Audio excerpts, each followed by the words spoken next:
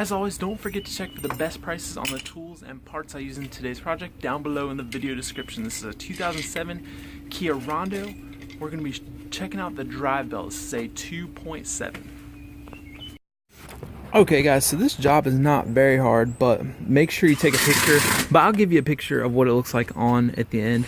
The important and the hard thing is this motor mount right here. The motor mount, the power steering socket, or not the socket, the power steering pulley. So getting past, I just want to let you know you don't have to take this motor mount all the way out.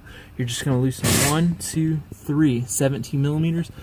And don't take them off all the way, but just let the engine down a little bit, and then you can squeeze this belt right between the motor mounts and this power steering pulley. So I took the old one off and had no problem putting the old one on.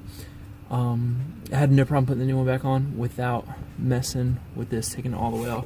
So then also the other thing is, which one is the tensioner? So you got two that look like they could be a tensioner. There's this one, or is that bottom one? It is this one right here. It's a 17 millimeter, and you spin that left and that will loosen the tension on your belt. So that's pretty much it. It's a pretty simple project. I'll show you that picture of it put back together here in just a second. Thanks. One more quick tip. I did not have to lift the car or take the wheel off.